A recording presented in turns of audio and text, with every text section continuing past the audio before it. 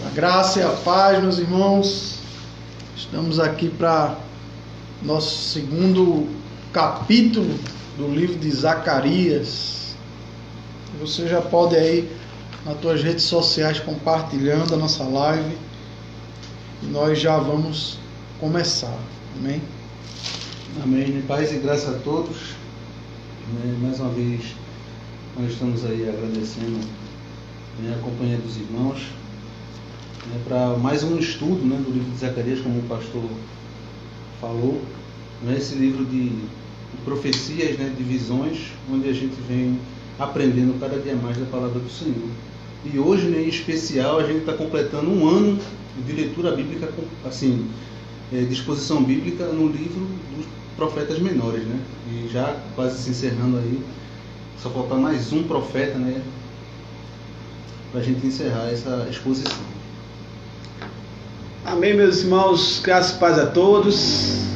Que bom estamos aqui reunidos para, versículo por versículo, a gente expor o que a Bíblia diz. Isso é de suma importância. A gente está sempre repetindo isso, que a gente sempre conversa aqui nos bastidores, como está tão disseminado o falso evangelho, como está disseminado aquela pregação frouxa, fraca, pregação centralizando sempre o homem.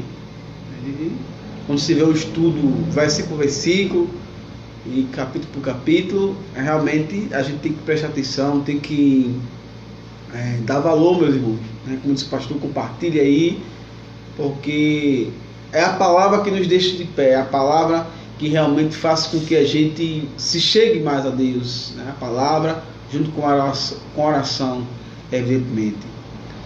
Então, que você possa pegar sua Bíblia, abrir sua Bíblia, anotar aí, fazer suas anotações. A gente viu que até o capítulo 6, se eu não estou enganado, você fala sobre visões, visões que Deus dá ao profeta Zacarias, esse jovem profeta que é contemporâneo do profeta Ageu, como a gente falou no capítulo 1. E sempre, meus irmãos, lembre-se, quando for começar o capítulo 2, do que foi dito no capítulo 1, para não ficar, não é algo desconecto, porque se a gente desconecta os capítulos, a gente acaba dando um brecha, deixando ponta solta para se ter um entendimento errado da palavra, Só lembrando também, mas acredito que os irmãos sabem disso, que a Bíblia ela não vem com capítulos e versículos, nem aquele títulozinho que fica em cima, chamado de epígrafe, em cima do texto. Aquilo ali foi um benefício para que a gente possa ter a referência e achar o texto com mais facilidade, mas às vezes até esse título às vezes que é colocado, as pessoas começam a ler aquilo ali e já vai induzindo o texto naquela leitura. Mas é por isso que a gente preserva tanto a leitura, se possível, do livro inteiro, se possível ler uns 2, 3 capítulos antes, para você ter uma noção do que o profeta ou o apóstolo ele fala acerca do livro a qual você está lendo. Exatamente, Não perder essa linha de raciocínio, essa conexão, E estamos gratos a Deus, Aquilo que o irmão Jades falou aqui, um ano, faz um ano que nós estamos nessa pisada, não é fácil, não é fácil, até mesmo pela audiência, que muitas vezes é mínima, mas é um trabalho árduo, um trabalho difícil, a gente trazer aqui toda quinta-feira, versículo por versículo, mas é gratificante pelo tamanho do aprendizado que nós mesmos estamos aprendendo, meus irmãos. Nós mesmos estamos crescendo muito, e eu fico imaginando que alguém possa estar se beneficiando disso, tanto agora como lá na frente, que alguém pode se beneficiar desses estudos, E isso é gratificante para nós. Então já estamos há um ano, faltando agora apenas 2 livros para a gente concluir: o livro de Zacarias e o livro de Malaquias. E quando a gente começou há um ano atrás, parecia uma eternidade, né? Cada capítulo ia demorando, ia passando, mas quando a gente foi passando cada livro, ia passando por cada livro, isso foi mudando na mente da gente. E a gente, graças a Deus, estamos aí praticamente cumprindo, né, o que nós nos propomos a fazer. Lá no início da pandemia, né, do ano passado, quando começou toda essa pandemia, começou esses lockdown, essas coisas todas, e nós íamos fazer esse trabalho sem gravar, sem fazer live, ia ser na igreja, né? Só que veio a pandemia e a gente começou a fazer essas lives, e aí continuamos até o presente momento aqui nas lives, né? Depois que encerrar os profetas menores, nós estamos abertos, aceitamos sugestões de temas para a gente abordar, de livros da Bíblia para a gente abordar, versículo por versículo. Estamos aceitando sugestões. Você pode fazer uma sugestão e não vamos garantir que a gente vai acatar a sua sugestão, porque existe também uma questão didática que a gente tem que levar em conta para a igreja. Antes de tudo, nós pastoreamos a igreja, então temos que pensar numa questão didática de aprendizado para a igreja.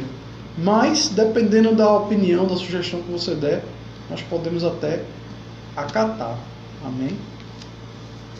Amém, meus irmãos. Então vamos orar, dar início ao estudo de hoje, para que a gente possa melhorar o nosso entendimento. Oremos. Pai, obrigado por esse momento, obrigado por essa oportunidade que o Senhor nos dá de estarmos reunidos em Teu nome para aprender mais a Tua palavra. Que quem estiver ouvindo do outro lado seja realmente uma boa terra, porque numa boa terra a gente sabe que vai multiplicar, seja 50, 100 por 1, 60 por 1 ou 30 por 1, Senhor, porque é a Tua palavra e ela não volta vazia. Que as pessoas possam prestar atenção, possam compartilhar com mais e mais pessoas, Senhor, a Tua palavra. Oramos também, Senhor, para que o Senhor console os familiares que perderam seus entes queridos, Senhor. Que, principalmente nessa pandemia, onde tanta gente está aí morrendo por causa do coronavírus. Conforta as famílias, abraça o Espírito Santo, porque só o Senhor tem as palavras e o abraço de conforto. Não só pelo coronavírus, mas por qualquer outra doença que a pessoa tenha morrido, que só possa consolar as famílias. Oramos também pelo nosso Brasil, para que os nossos governantes, governadores, prefeitos, senadores, deputados, vereadores, presidente, também a área jurídica, possam tomar decisões voltadas para o bem comum do povo, Senhor, para que realmente haja paz aqui no Brasil, Senhor. Nos ajuda, porque só temos a Ti, Senhor. Como disse o apóstolo Pedro, para onde iremos? Só o Senhor tem as palavras de vida eterna. Só o Senhor é que pode nos livrar desse mal, seja do coronavírus, seja da corrupção, seja desses maus políticos que infelizmente tem maioria aqui no Brasil. Que o Senhor possa levantar os bons políticos, Senhor. Que o Senhor possa levantar projetos para o melhor do povo. É o que te pedimos, porque só o Senhor pode fazer esse milagre de realmente diminuir essa corrupção ou até acabar. O Senhor que sabe, só o Senhor tem esse poder, Senhor. Bem que sabemos que enquanto o Senhor não voltar, o Senhor Jesus não voltar, ainda vai acontecer. Mas que o Senhor possa nos livrar, nos dar sabedoria, nos dar força para que a gente não possa se contaminar, Senhor, aqui na terra. Tudo isso te pedimos e já te agradecemos. Em nome de Jesus, amém e amém. Amém. agradecer, né, a nossa Vera Lúcia, né, minha tia, a irmã Fernanda Figueiredo, minha esposa, está aí assistindo, minha sogra Rose Cleide, né, e todos os demais que estão assistindo, que às vezes a gente não consegue ver aí o seu nome, a gente só vê às vezes uma bolinha assim, mostrando a pessoa, a gente não sabe identificar exatamente quem é, mas agradecer aos que estão assistindo, amém? Então, abre lá em Zacarias, capítulo 2, e hoje nós vamos ver aqui do verso 1 até o verso 13.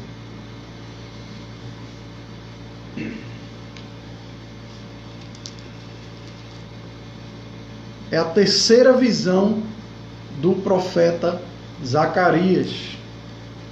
Vamos ler agora do versículo 1 ao 5, essa primeira parte aqui, diz assim: tornei a levantar os meus olhos, e olhei, e vi um homem em cuja mão estava um cordel de medir. E eu disse: para onde vais tu? E ele me disse: medi Jerusalém, para ver qual é a sua largura e qual é o seu comprimento.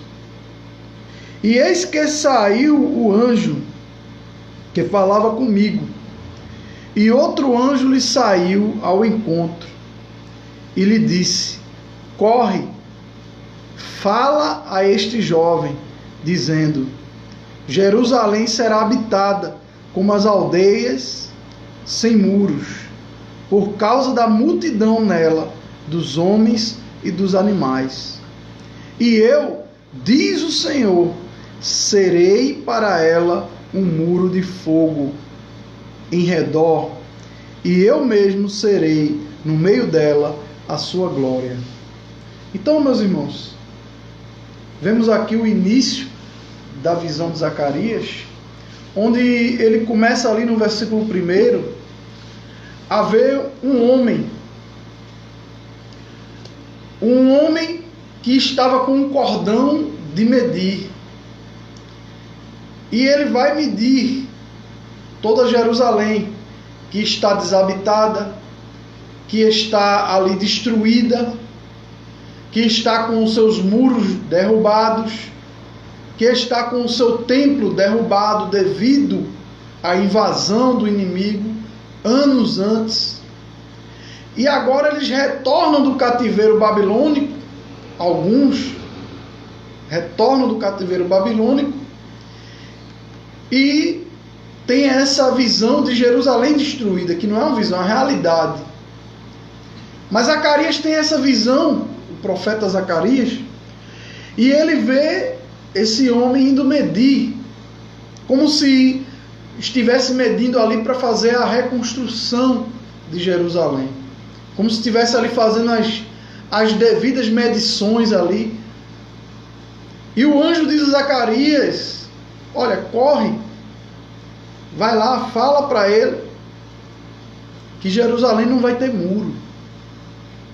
Fala para ele que Jerusalém será habitada como aldeia sem muro.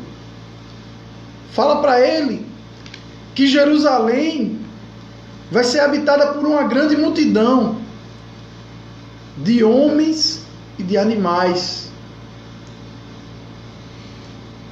Fala para ele que não precisa reconstruir nos mesmos moldes da Jerusalém que foi destruída.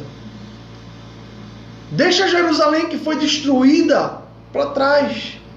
Deixa as antigas edificações para trás. Agora será um novo tempo para Jerusalém. Um novo momento para Jerusalém. Uma cidade habitada, cheia de pessoas, cheia de animais. E melhor do que tudo, Jerusalém não vai precisar de muro. Por quê? Porque eu, diz o Senhor, serei para ela como um muro de fogo em redor. Eu mesmo serei no meio dela a sua glória. Então, além do Senhor ser para Jerusalém, isso aqui é uma visão, como um muro de fogo, porque a gente, quando olha para o texto bíblico em geral, nós vemos grandes muralhas, como a muralha de Jericó, a muralha de Nínive, e todas elas, a própria muralha que cercava Jerusalém, e todas elas vieram abaixo, todas elas ruíram, todas elas foram destruídas. Mas esse muro que o Senhor vai edificar ao redor de Jerusalém, essa proteção aqui é a proteção verdadeira. Essa proteção aqui ninguém vai poder transpor, porque é um muro de fogo. E eu vou habitar no meio deles. Interessante essa questão do muro, né? Porque essa questão de proteção, no deserto a gente vê muito isso, né? Ali no capítulo 13 de Êxodo, onde uma coluna de dia era uma nuvem, né? E de noite era uma coluna de fogo, né? Onde era o próprio Deus ali protegendo o povo, guiando o povo, fazendo com que o povo não se sentisse frio e não se perdesse, porque o deserto era escuro mesmo. Então, o fogo não era só para aquecer, porque a gente sabe, né, que o deserto, ele à noite, ele esfria consideravelmente. Ele esfria, mas não só isso, mas para guiar, como a própria Bíblia fala, né, lá em Êxodo. Então, no capítulo 13 de Êxodo, a gente vê o que o profeta aqui está novamente falando, né, através da sua visão, que será um muro. Eu mesmo vou ser um muro para o meu povo. Então, como o pastor citou, né, tantas muralhas que existiram, mas que pelo poder do Senhor ruiu, sucumbiu ao poder de Deus, porque nada, né, pode resistir ao poder do Todo-Poderoso. Mas aqui Deus fala, olha, essa muralha aqui, que vai ser eu mesmo fazer essa muralha de fogo aqui, ninguém vai poder realmente destruir. E note que essa visão aqui, a gente lendo, praticamente é um complemento até da primeira visão, que fala falam ainda sobre a reconstrução de Jerusalém, a restauração sobre Jerusalém, porque na primeira visão a gente vê quando ele fala, né, quando Deus começa a ter misericórdia, ou seja, começa a restaurar, digamos, a sorte de Jerusalém. Aqui ele vai restaurando essa sorte. Primeiramente aqui ele fala a questão de uma parte mais, digamos, espiritual, misericórdia, né, graça de Deus, e aqui a parte mais realmente física, vamos colocar, né? Então, tantos habitantes, né? Realmente vai ser aquela nação que, como Deus disse para Abraão, vai ser, né? Bendito seja, né? Toda a família na terra. Então, como o Apocalipse fala, né? Como a areia do mar, aqueles que vêm, né? Os vitoriosos. E aqui, quem que vai ser o nosso protetor? Vai haver muro lá nos céus, alguma coisa, na cidade santa? Como é que é? Não. Então aqui já dá mais ou menos a gente, Deus está dizendo mais ou menos como é que vai ser. Ele mesmo é que vai nos proteger. Então Deus nos protegendo, meus irmãos, não temos nada a temer, né? Como fala em Provérbios capítulo 10, o nome do Senhor é torre forte, o justo corre para ele e recebe proteção. Então é muito interessante isso aí, né? Uma coisa ligando com a outra, né? Quando Deus começa a fazer essa questão, essa alusão do muro, a gente já lê lá em Êxodo 13, quando ele guia o povo, né, fazendo uma coluna, um muro de fogo, aqui novamente se repetindo, né, essa visão aqui da continuidade da restauração de Jerusalém. E alguém que se propõe a reestruturar, a restaurar Jerusalém nos modos antigos. E Deus diz assim, não, não vai ser nos moldes antigos, não vai ser com as limitações antigas, mas vai ser muito mais abrangente. Jerusalém vai ser muito mais povoada, vai ser muito mais abrangente, porque o projeto do homem muitas vezes limita o projeto de Deus. O projeto do homem é uma lembrança do passado, do que foi, mas o projeto de Deus tem muito mais além, e mais na frente a gente vai comentar isso aqui. Vamos entender o que isso fala para nós hoje. O que isso tem a ver comigo, com você hoje. Agora vamos ler do verso 6 e o verso 7, que fala sobre a reunião do povo de Deus, a qual Deus vai fazer. E essa reunião ela tem um critério. E diz aqui: olá, ó, fugi agora da terra do norte,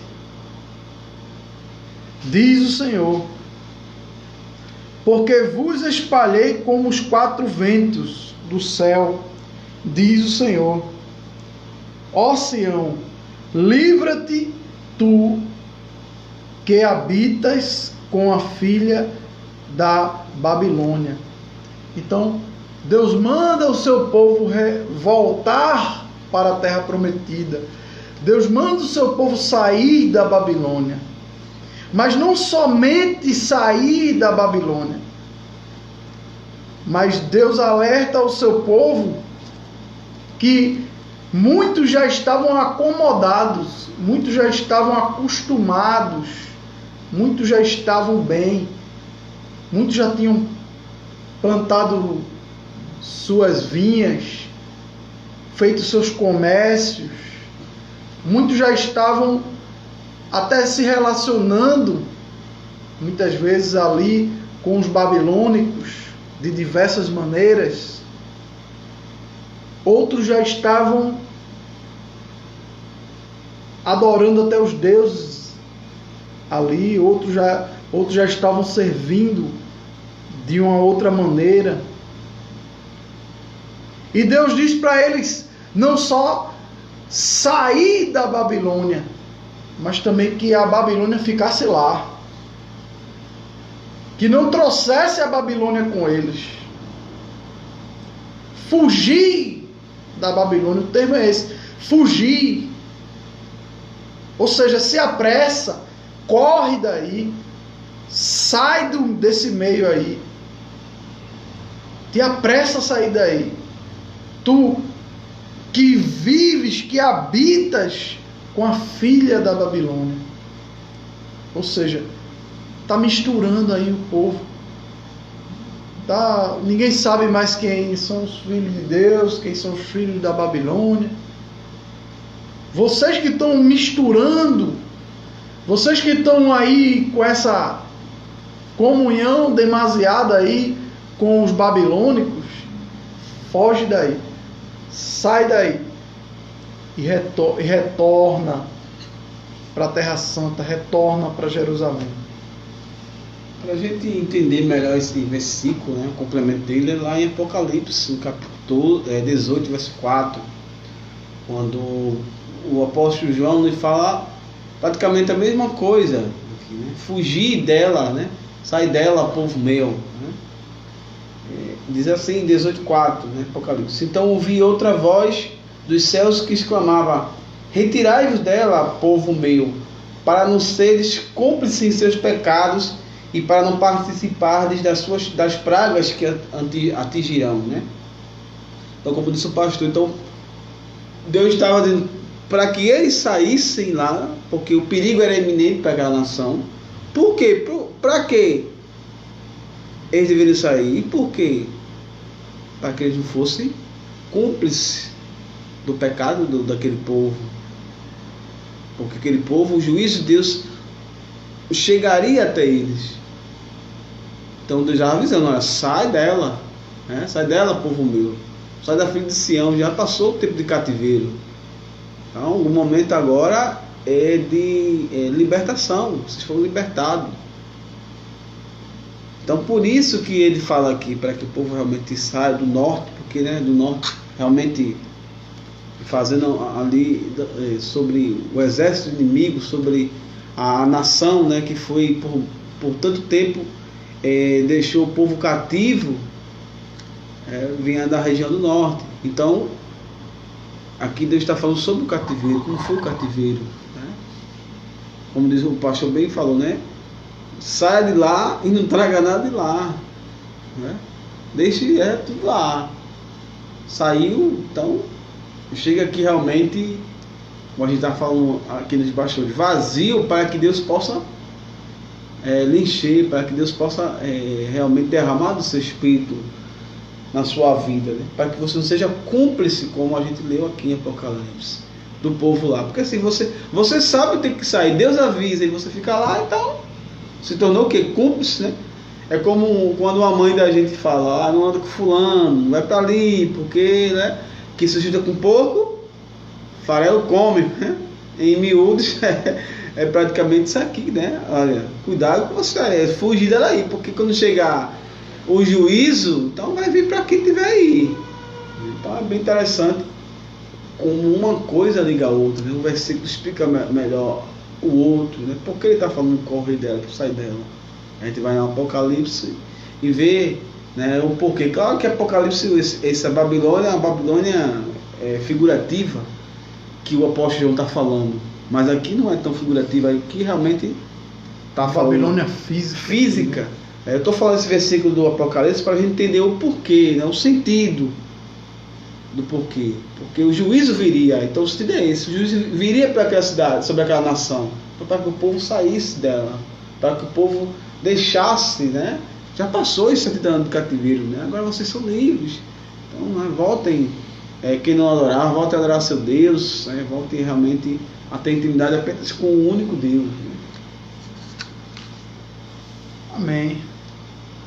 E agora vamos ler aqui o versículo 8 e 9, que é o Senhor dizendo aqui que vai pesar a mão sobre a Babilônia, sobre aqueles inimigos que oprimiram Israel. Como Deus estava aqui restaurando Israel, então agora Deus vai pesar a mão sobre os inimigos, E diz aqui no 8 e 9: porque assim diz o Senhor dos Exércitos, depois da glória ele me enviou às nações que vos despojaram, porque aquele que tocar em vós toca na menina do seu olho. Porque eis aí levantarei a minha mão sobre eles, e eles virão a ser a presa daqueles que os serviram. Assim sabereis vós que o Senhor dos Exércitos me enviou. Então, observe aqui alguns detalhes importantes aqui nesses dois versículos. O Senhor diz aqui que vai pesar a mão sobre aqueles que despojaram o povo de Israel. Despojo é fim de guerra. Despojo é o que restou ali de toda aquela batalha, e o grupo vencedor fica com aqueles tesouros encontrados ali após o fim da batalha. E foi exatamente o que aconteceu com Judá. Foi destruída Jerusalém, foi derrubado seus muros, foi destronado o seu rei, foi destruído o seu exército, e a Babilônia levou os despojos, levou os tesouros, levou as riquezas consigo. E ainda levou o povo cativo, ainda levou o povo como escravo. E agora, no fim desses 70 anos, a qual Deus já tinha falado por outros profetas que ia ser 70 anos, e foi exatamente 70 anos de cativeiro babilônico. E ao fim desses 70 anos, o povo retornando para Israel, E Deus, ele diz aqui que assim como ele utilizou Babilônia para exercer juízo sobre Israel, agora ele vai utilizar outros povos para exercer juízo sobre a Babilônia. E aí encaixa naquilo que o presbítero falou aqui. Olha, sai logo daí, foge logo daí, porque o juízo vai vir sobre essa nação. O juízo vai vir sobre a nação, a Babilônia vai sofrer, e se vocês estiverem aí, vocês vão sofrer também. Então sai daí, foge daí. E diz aqui que ele me enviou às nações que vos despojaram, porque aquele que tocar em vós, toca na menina do seu olho. Então, aquele que tocou, aquele que tocar no povo de Deus, é a mesma coisa que está tocando na menina dos olhos de Deus. É delicado, é perigoso. Ninguém toca, ninguém enfia o dedo no olho do outro e acha que vai sair assim, impune, né? É um negócio complicado. Mostra que, né, o quanto a acessibilidade de Deus, né, não de forma humana, mas o zelo que Deus, está falando, o zelo que Deus tem pelo seu povo, ao ponto de fazer um comparativo, né? Toca na menina dos seus olhos. Então, compartilhar algo bem sensível. Então, que realmente só você pode ser o próprio Deus, você já fica já, né? Imagine alguém quando não toca, né? Como você às vezes vai assim, você fica passando tempo desnorteado, então porque é algo sensível. Então, mostrando que Deus é sensível ao clamor do seu povo, né? Como Deus realmente é uma coluna de fogo, é um muro de fogo. Então, aqui só pode demonstrar mais e mais, né, a atenção que Deus tem para aqueles que realmente o amam, para aqueles que realmente o buscam, né, de todo o coração. E diz no 9, né? Porque eis aí levantarei a minha mão sobre eles, e eles virão a ser presa daqueles que os serviram. Aqueles que foram dominados por eles, como os medo-persas. Os medo-persas agora iam deixar de ser um povo dominado e iam virar a mesa ali. Iam derrubar a Babilônia. E sabereis que vós, que o Senhor dos Exércitos me enviou. Então, ele está dizendo aqui, ó, quando essas coisas acontecer, vocês vão saber que realmente eu estou falando pela boca de Deus, que realmente eu fui usado por Deus. Então, como é que um profeta ele é provado no Antigo Testamento? É quando a sua profecia acontece ou não. Profeta genuíno, a profecia que ele dá, ele vai acontecer. O profeta que não é um profeta de Deus, que é um charlatão, ele fala e nada acontece. E aí vamos para a última parte aqui, que é do versículo 10 ao 13, que é a restauração de Sião. Quando a Bíblia fala Sião, você entenda como Jerusalém. Então, a restauração de Jerusalém. Diz aqui o versículo 10. Exulta e alegra-te, ó filha de Sião, porque eis que venho e habitarei no meio de ti, diz o Senhor. E naquele dia muitas nações se ajuntarão ao Senhor, e serão o meu povo, e habitarei no meio de ti, e sabereis que o Senhor dos Exércitos me enviou a ti. Então o Senhor possuirá Judá como sua porção na terra santa, e ainda colherá a Jerusalém. Cale-se toda a carne diante do Senhor, porque ele despertou na sua santa morada. Então aqui vemos um quadro de regozijo, um quadro de festa, de alegria, um quadro de restauração, de reestruturação e um quadro de algo novo. Não somente reconstrução do que é velho, mas uma restauração e construção de algo novo. Ele diz no versículo 10: exulta e alegra-te, ó filha de Sião, eis que venho e habitarei no meio de ti, diz o Senhor. Então, cremos que quando a gente vê essa palavra habitarei no meio de ti, é algo messiânico. É algo espiritual, claro que Deus está falando de forma também espiritual, mas também está falando de uma forma messiânica. O próprio Deus habitando ali. O próprio Deus em carne. Tanto a primeira vinda como a segunda, reinando.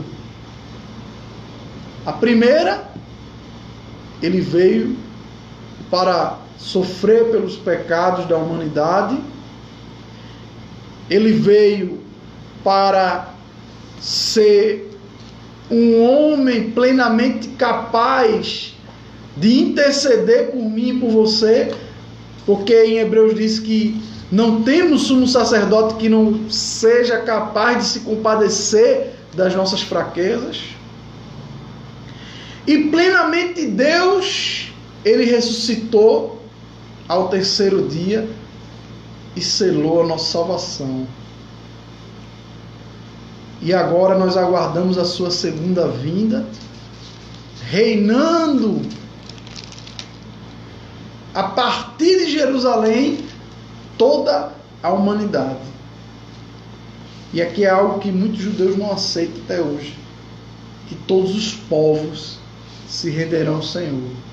E o judeu, ele tinha acesso aos rolos dos profetas. E assim, só um breve comentário, depois, após o silêncio profético, foi onde surgiu ali a linha dos fariseus, e também onde surgiu outras linhas de interpretação bíblica. E eles, esse versículo em específico aqui, eles foram passados literalmente em branco, nessa questão da linha dos fariseus. Por isso tem aquela linha dos fariseus, saduceus, e teve várias e várias interpretações da Torá, e dos profetas, que eles não mencionam essa questão. Por isso que os judeus se escandalizavam, se ouvisse essa palavra. E aqui é nítido, aqui eles reinterpretavam esse versículo.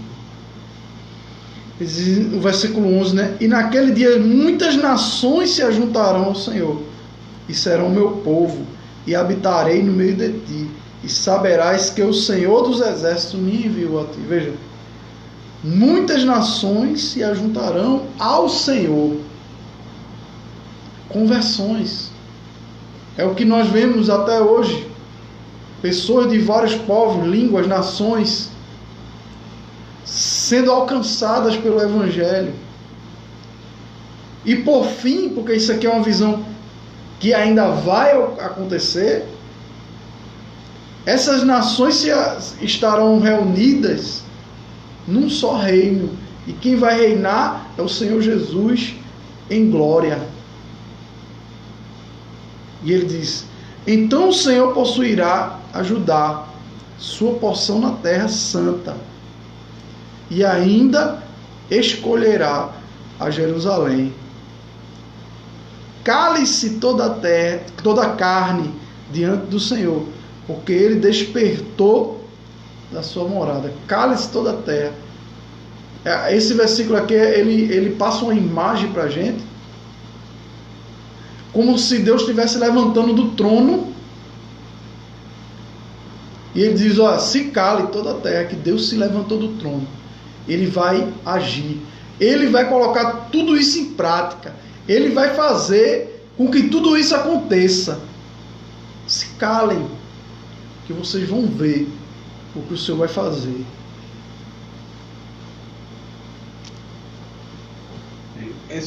Quando a gente vê logo essa palavra aqui, né? Naquele grandioso dia, ou naquele dia, muitos profetas, os menores usam muito isso, somente eles. Então a gente já vai automaticamente, meu irmão, para realmente, como diz o pastor, para algo messiânico, algo que ainda está por vir. Porque a gente sabe que isso não aconteceu com o povo judeu. A gente sabe que não teve essa reunião das nações. Nações, não está dizendo nação. Porque se nem a nação de Israel foi ajuntada ainda, quanto mais as nações, né? Já que, se alguém quisesse defender isso aí, né? Então, além de falar no plural, né? A nação de Israel não foi ainda não foi ajuntada, como fala aqui. Naquele grandioso dia ajuntarei, né? Vai ser naquele dia que ele vai juntar. E o interessante é que, se a gente perceber, né, que quando já começa essa questão messiânica a mudar, né, aqui um pouco, mas eu sei o que eu acredito aqui, e tu serás a minha habitação, né, e reconhecerás que o eterno Senhor dos Exércitos me enviou. Então você nota que já há uma tipologia aqui, né? Já há uma tipologia de Cristo, né? Que é praticamente o próprio Cristo falando. Aqui, justamente. Né? Antes você vê que o profeta está falando, olha, vai acontecer assim, dessa forma, e vocês vão dizer, olha, realmente como Zacarias falou. Mas do 10 até o 13, já muda o cenário, né? Muda o cenário, muda aqui falando sobre realmente a volta de Cristo. Interessante, não é nem, aqui fala, não é nem da primeira vinda. Aqui já está falando do retorno de Jesus. Exato. E reconhecerás que o Eterno me enviou. Olha a maior discussão de Jesus aqui, quando veio com os judeus, né? Que o Pai se vocês não creem em mim, creem pelo menos nas obras que eu faço, né? Que ele não sempre debatia com os judeus, com os fariseus, né? Não, os judeus, porque muitos judeus realmente creem em Jesus, né? Mas os fariseus, que sempre estavam ali querendo pegar Jesus de alguma forma. Então, era um dos maiores debates de Jesus. Olha, eles não acreditavam que Jesus realmente foi enviado por Deus. Jesus sempre falava, foi enviado pelo meu Pai. As palavras que eu falo não é minha, é o meu Pai que me dá. Então começou, olha, vocês reconhecerão que Ele me enviou, que o Eterno me enviou. Então aqui já está falando, né, exclusivamente sobre a volta de Jesus. Então veja o pulo que o profeta dá. Sem saber, evidentemente, que ele aqui não estava. Como todo bom judeu, ele achava que isso ia acontecer realmente naquela época ali, né? Realmente a questão física era muito difícil o profeta assim pensar que isso vinha bem depois, né? Alguns que Deus deu a esse entender, mas muitos já profetizaram achando que ia acontecer naquela época, né? Como se a gente fosse profetizar hoje, Deus não quisesse dar o entendimento que era para depois, a gente ia profetizar achando que ia ser para agora. Hein? Deus prometeu a Abraão o quê? Que olha, vou fazer de ti uma grande nação, vou te multiplicar, né, aquela coisa toda, e você vai possuir a terra assim. Abraão não possuiu as terras, né, digamos assim. Abraão viveu como nômade. Quem foi que possuiu? Já foi a descendência dele que possuiu. Mas Abraão achava que ele ia, né, ali realmente gozar daquilo que Deus estava falando para ele. Só que era algo realmente, digamos, escatológico, vamos assim, mais para frente, não escatológico assim, mais para frente, não era para Abraão, era para sua descendência. A mesma coisa que o profeta está falando para aquela nação a respeito da volta do Messias. Não é nem a vinda, né? A vinda a gente vai ler mais na frente, mas aqui está falando sobre a volta. Então é muito importante a gente entender essas questões, para que a gente não possa ser enganado, para que a gente não possa, como eu falei semana passada, meu irmão, quando eu vejo visão, não se escandalize, não fique, eita, visão. Não, meu irmão, leia, como a gente, né, explicou direitinho as duas visões semana passada, como foi explicada essa visão aqui pelo pastor da corda. Não se fixe na corda, no metro ali. porque a corda simboliza isso, o comprimento aqui não tem nada a ver, meu irmão. Simboliza o que essa visão está falando? Que Deus vai continuar o segundo passo da restauração é a multiplicação dos habitantes, é a reunião novamente das nações ali diante dele.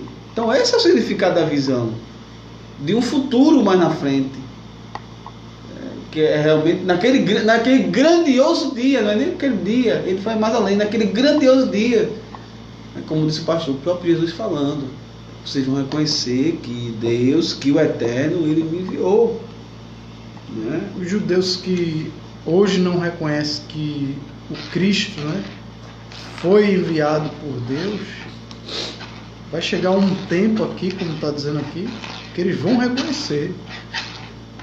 Então, lá atrás, há 2000 anos atrás, eles mandaram crucificar, né? Crucifica. E agora eles vão cair em si e vão perceber que realmente aquele homem que eles mandaram crucificar era o Filho de Deus, enviado do Eterno. Interessante, né?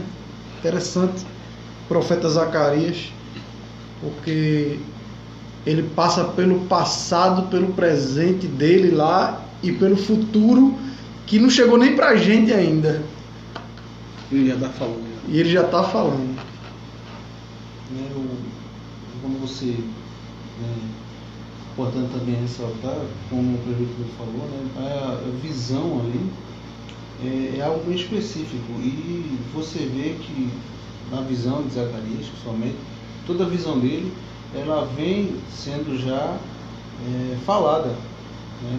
O profeta ali, ele entendia, e o que ele não entendia ele perguntava, né? E algo às vezes até que ele falava nas questões da visão, né? Porque o texto ele muda de narrativa da visão para a profecia.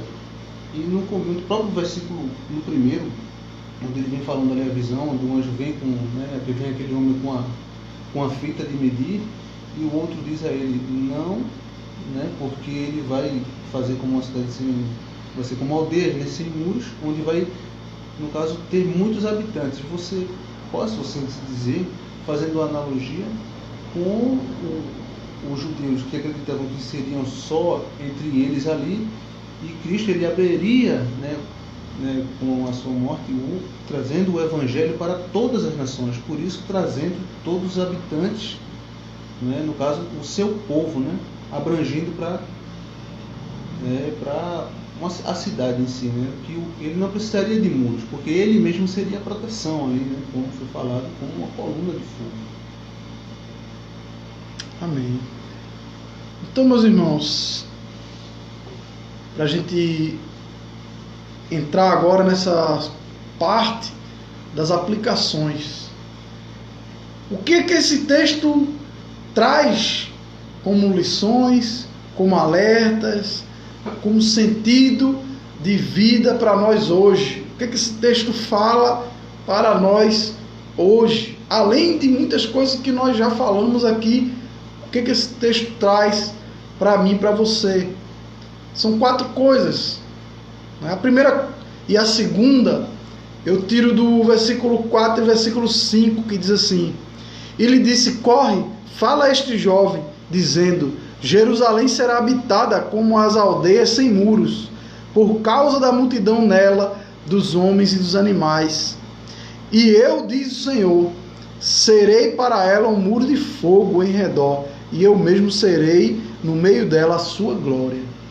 Então a primeira coisa que nós temos aqui para nós é que Deus, sim, é a melhor das proteções. Deus é a melhor proteção que você pode ter na sua vida. Deus é a melhor proteção que os meus irmãos aqui podemos ter nas nossas vidas. O Salmo diz que se Deus não vigiar a cidade, em vão vigia o sentinela. Se Deus não guardar a cidade, em vão vigia o sentinela. Deus é a melhor das proteções. Enquanto Israel estava buscando proteção na Babilônia, estavam se sentindo protegidos. enquanto estavam buscando proteção nas muralhas, lá vai o homem medir as muralhas para refazer, para recriar as muralhas. Deus está dizendo: eu vou ser a muralha de vocês. Vocês estão querendo medir, estão querendo fazer uma proteção aí, eu vou ser a proteção de vocês. Muitos hoje estão na esperança, na expectativa de uma vacina, achando que a vacina vai resolver o problema de tudo. Eu não sou contra que você tome a vacina, pelo amor de Deus, não me interprete mal. Mas a vacina não vai resolver o problema que há nesse mundo. A vacina não vai resolver o teu problema. Essa falta de fé, essa descrença que tem no teu coração, esse medo que tem na tua vida, só um muro de fogo chamado Deus é que vai resolver esse problema. Só Deus, sendo a tua proteção, é que vai lançar fora todo medo. Então, se refugie no Senhor, porque a palavra diz que aqueles que confiam no Senhor são como os montes de Sião, que não se abalam, mas permanecem para sempre. Meus irmãos, coloca a tua esperança no Senhor. Para de assistir certos jornais, certas coisas que só te mostram desgraça, e que você fica se alimentando de desgraça, e você acaba aí muitas vezes deprimido, com medo de sair de casa, com medo de trabalhar, com medo de fazer o que você tem que fazer. Muitas vezes coloca a tua esperança e se alimenta do Senhor, se alimenta da palavra do Senhor. Pastor, crente não pega coronavírus não. Pastor, crente não fica doente não. Pastor, crente não morre de coronavírus não. Morre, meu irmão. Eu conheço crente que morreu de coronavírus. Pessoas genuinamente evangélicas, cristão, pastor, que morreu de coronavírus. E daí? Não me interprete mal, mas e daí? Ele vai ter que morrer de alguma coisa. Mas a palavra diz que aqueles que estão no Senhor, meus irmãos, eles permanecem para sempre. A tua vida não acaba aqui não. O mundo para você não acaba aqui não. A tua consciência não acaba aqui não. Tem muito crente que está vivendo como se acabasse aqui. O pior mal que o ser humano pode enfrentar não é aqui nesse mundo não, irmão. É lá no porvir, no inferno. Então aquele que está com Deus, meu irmão, aquele que está firme na palavra de Deus, aquele que está alicerçado na rocha, em Jesus, ele tem um muro de fogo ao redor dele. Quando ele morrer, ele sabe para onde vai. Ele está protegido. Muitas vezes você está procurando proteção contra coronavírus, proteção contra a bala perdida, proteção contra isso, mas você não procura a proteção principal que você deveria procurar, a proteção contra o inferno. E o inferno é mais real do que eu e você. E você não busca essa proteção. Eu estou doido para me vacinar. Porque quando eu me vacinar, eu vou estar protegido. Teve gente que já se vacinou e já morreu do coronavírus. E aí? Mas procura proteção para a eternidade. Porque toda proteção que você vai arrumar aqui na terra, ela é passageira. Mas procura se proteger para a eternidade, que você não vai se arrepender. Segundo que eu tiro desses dois versículos, é que não queira medir,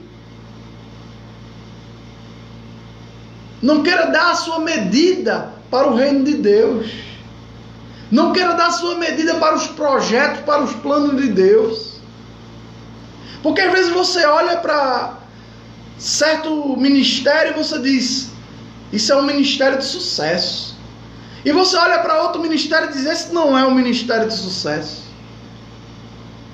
E você dá uma medida errada. Porque sucesso no reino dos céus nem sempre é números. Nem sempre são cifras. Na verdade, na maioria das vezes nem são números, nem são cifras. E você está medindo com a medida errada. Quando Deus vai muito além, quando o ministério de Deus vai muito além, e você está querendo medir com medidas antigas. Com medidas antigas. Porque lá no Velho Testamento, Abraão era rico, Jó era rico, Isaac era rico, eu também vou ter que ser rico. É uma medida antiga. A medida nova está na nova aliança. Quando Jesus diz, o Filho do Homem não tem nem onde reclinar a cabeça. Essa é a nova medida.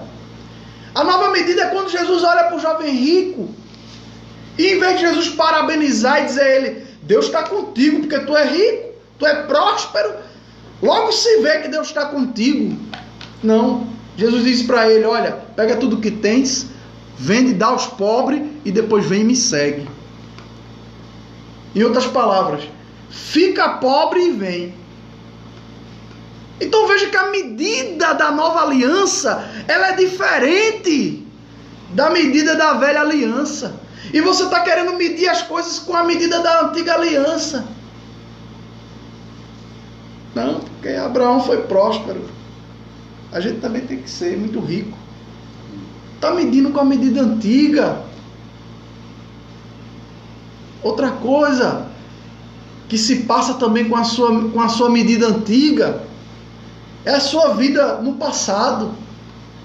Você às vezes olha para o passado, o que foi na sua vida, e você quer repetir hoje, você quer restaurar o que foi no passado. Se você no passado for uma pessoa espiritual, se você no passado for uma pessoa de oração, eu quero dizer para você, não queira voltar ao passado não. Pastor, como é isso? Não, queira viver coisas novas. Porque Deus tem muito mais para mostrar para você, Deus tem muito mais para fazer para você. Não viva do passado. Não viva querendo reconstruir o passado. O que passou, passou. Queira viver a partir de agora coisas novas que Deus pode fazer na sua vida.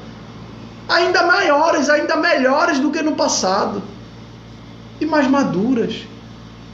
Porque eu me recordo de coisas do meu passado, como a gente estava aqui conversando, que hoje eu me sinto envergonhado quando eu lembro daquelas coisas. Então eu não quero voltar ao passado, não. Eu não quero medir com a medida do meu passado, não. Eu quero uma nova medida, e quem vai dar essa nova medida para mim é Deus. Eu quero que Deus direcione a minha vida, que Deus direcione o meu ministério, que Deus me dê toda a demarcação, a direção, mas que principalmente, como diz aqui na parte B do versículo 5, eu mesmo serei no meio dela a sua glória. Principalmente eu quero isso aqui para a minha vida. Deus habitando em mim, Deus habitando dentro de mim, Deus me fortalecendo, a glória de Deus sendo revelada através da minha vida. É isso que eu quero. Esquece as medidas antigas. Terceiro lugar, é preciso sair da Babilônia. Versículo 6. Fugir agora da terra do norte. Porque, infelizmente, meus irmãos, muitas vezes o mundo está entranhado nas pessoas. E as pessoas vêm do mundo para Cristo, mas ainda querem continuar com as danças do mundo, com os folclores do mundo, com as mandingas do mundo. Eu vou entrar de pé direito aqui, pastor. Misericórdia, meu irmão. Eu vou botar aqui, pastor, o óleo ungido aqui. nos umbrais da minha porta. Deixa a Babilônia lá, irmão. A Bíblia não ensina ninguém a ungir umbral de porta com óleo, não. A Bíblia ensina a ungir pessoas, consagrar pessoas, tudo bem. Mas umbral de porta, onde é que está escrito isso, meu irmão? Então muitas vezes a pessoa vem com as medidas antigas. Eu vou pegar aqui o sal grosso, pastor, o sal grosso. E ela quer introduzir aquilo ali. Introduzir coisas que são de outras religiões, são de outros povos. E ela quer introduzir na igreja de Deus, onde não tem a ver, não tem nada a ver. Os seus costumes, suas palavras. Quantas pessoas saem do mundo, vêm para a igreja e continua com palavreado como se fosse do mundo. Cuidado com a tua boca. A boca fala que o coração está cheio. Se enche de Deus. Se enche da palavra de Deus. Muda de roupa, mas não muda o linguajar. Muda de roupa, mas não muda de pensamento. Deixa a Babilônia lá.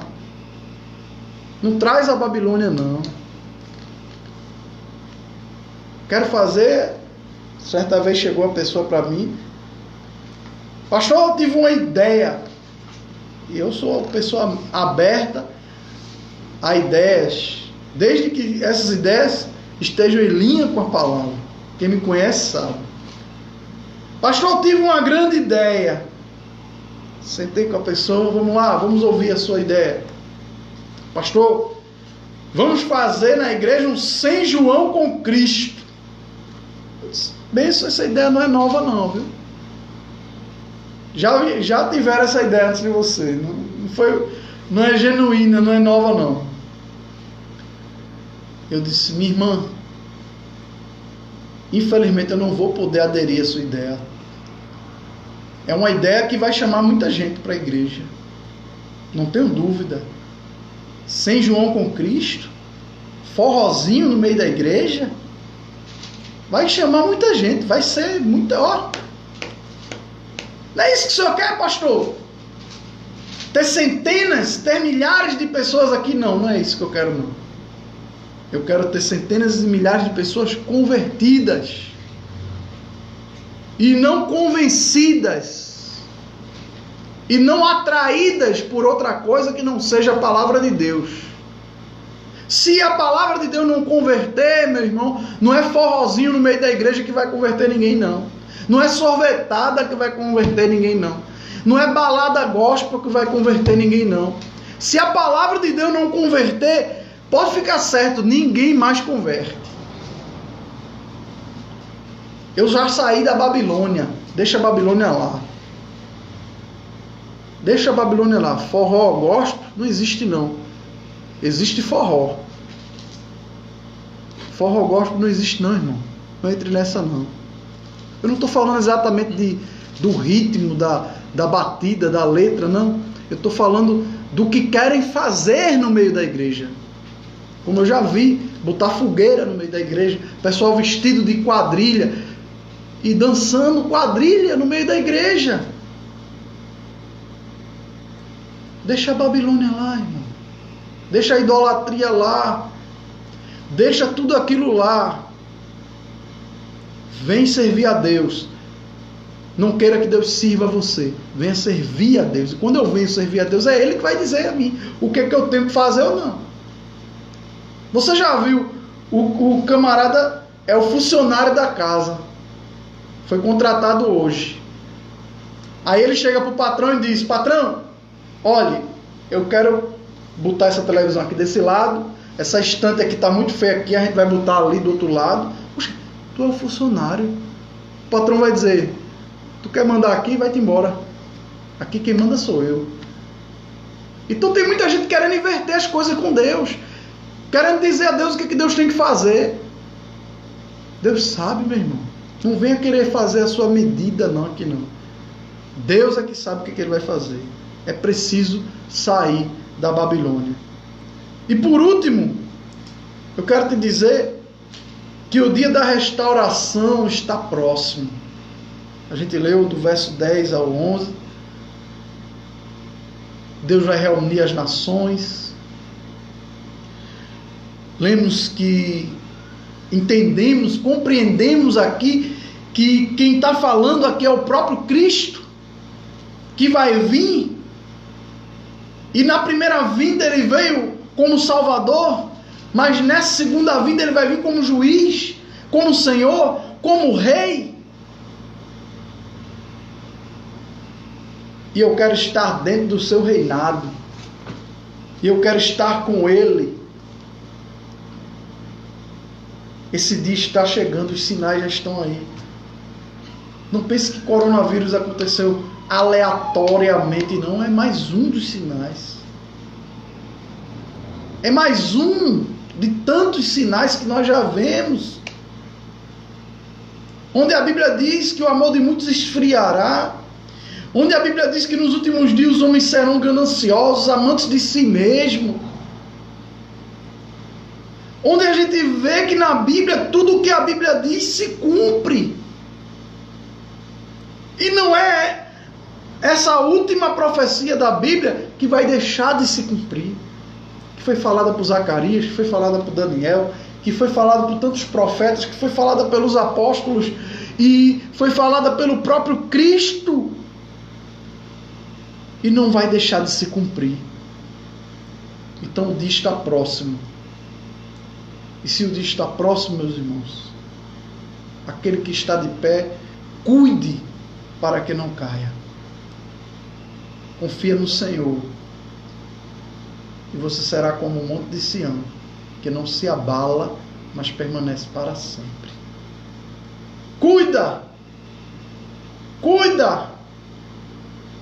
Daquilo que é mais precioso, é a tua salvação. Conserva tudo que tens, para que ninguém tome a tua coroa. Está escrito lá em Apocalipse. Então, meus irmãos, fico por aqui. Se algum dos meus irmãos quiser acrescentar algo, quiser falar algo, fique à vontade. Se não, eu peço ao presbítero antes que ore, que dê a bênção apostólica, finalize. Amém, meus irmãos, né? Lembrando que esse grandioso dia vai chegar, como seu pastor. E cuidado, meus irmãos. Que pregação você está ouvindo, o que você está ouvindo? A gente viu aqui o profeta Zacarias, né, deu como realmente deve ser um profeta. Como é que vocês vão reconhecer que eu realmente, o que eu profetizei foi verdade. Então, é dessa forma. Se o que você está ouvindo não está na Bíblia, então pule fora, meu irmão. Pule fora, minha irmã. Você não tem compromisso nenhum com a igreja. Falo isso sem medo de errar. Você tem compromisso com o teu Deus, com o nosso Deus. Com Ele sim nós temos compromisso. Você só tem compromisso com a igreja se a igreja tiver compromisso com Deus. Não, aí você tem, mas se não... Não, quando eu falo que não tem compromisso... Eu entendi o que você está entendendo. Só estou traduzindo porque alguém pode pegar a sua frase e interpretar de modo errado, né? Infelizmente as pessoas são assim. Então, tenha compromisso, acima de tudo, primeiramente com Deus, porque Ele vai te guiar para o lugar certo. Para a igreja certa. Perfeita não, nunca vai ser. Nunca vai ser. Mas para a igreja onde ali vai ser pregado a palavra de Deus e vai ser pregado tudo isso que o pastor trouxe aqui. Se tiver baseado nisso aí, nesses pontos que ele falou, dentro da Bíblia, né, a gente viu que as aplicações foram tudo dentro do texto, nada fora do texto, nada, não se inventou nada aqui. Então essa realmente é a profecia, né, que realmente vai se cumprir e vem se cumprindo. Amém. Oremos. Pai, obrigado por essa noite, obrigado, Senhor, mais uma vez, porque aprendemos mais e mais a Tua Palavra. Nos ensina agora, Espírito Santo, nos dá sabedoria, força, determinação, perseverança para praticarmos a Tua Palavra. Quero orar também por aqueles que nos ouviram até o final, para aqueles que estão do outro lado, seja onde estiver, aqueles também que vão ouvir, que sejam boas terras, Senhor, para que a Tua Palavra possa multiplicar, possa realmente dar frutos nessas boas terras. Oramos ainda, continuamos em oração, Senhor, pela nossa nação. Abençoa essa nação, tem misericórdia, Senhor. Sei que merecemos, porque somos maus, porque todo dia te damos provas suficientes que não merecemos a Tua misericórdia. Mas, repito o que disse o profeta Abacuque: na Tua ira, lembra da Tua misericórdia sobre a nossa nação. E nos ajuda, Senhor, só temos a Ti. Obrigado, como sempre, Senhor, obrigado por tudo. Que o amor de Deus, a graça do nosso Senhor Jesus, as consolações do Espírito Santo sejam abundantemente em nossas vidas. Amém e amém. Amém, meus irmãos. Paz do Senhor, irmã Margarida, em nome de Jesus. Irmã Rosemary também está por aí, a irmã Silvana. Nossa Senhora. Fica na paz, em nome de Jesus a todos, amém.